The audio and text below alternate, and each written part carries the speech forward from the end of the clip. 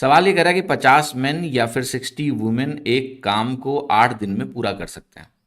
अगर 30 मेन हो और 12 वुमेन हो और वो एक काम को पूरा करते हैं तो काम कितने दिन में पूरा हो जाएगा।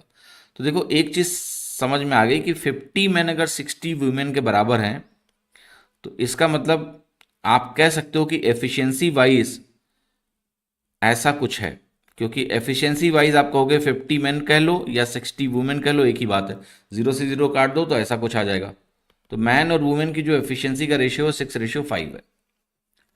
अब अगर ऐसा है और पता है आपको मैन, अगर आप एफिशिएंसी रेशियो आपने लिख लिया और ये काम 8 दिन में पूरा करते हैं तो आप क्या करोगे, आप बताओ मुझे। अगर ये वर्क 8 दिन में पूरा करते हैं तो टोटल वर्क आप यहां से निकाल सकते हो कि 50 मैन की टोटल एफिशिएंसी हो गई 50 × 6 × 8, ये मेरा टोटल वर्क हो गया।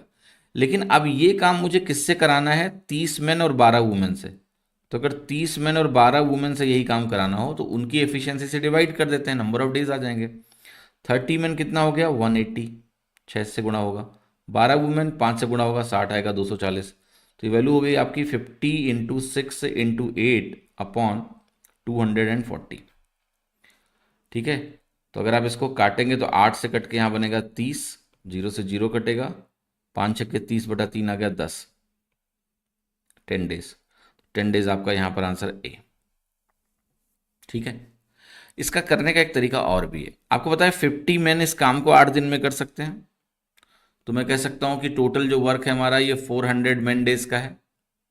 आप कहोगे यस।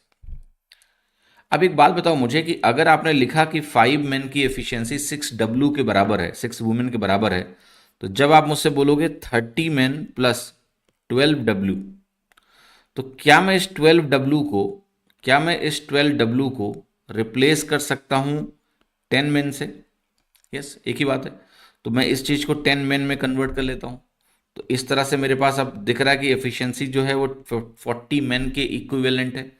अगर 40 मैन से काम कराना है और टोटल काम 400 मैन डेज का है तो 40 से आप डिवाइड कर लीजिए 40 मैन से, तो आंसर क्या आ जाएगा 10। 40 × 10 400 होता है।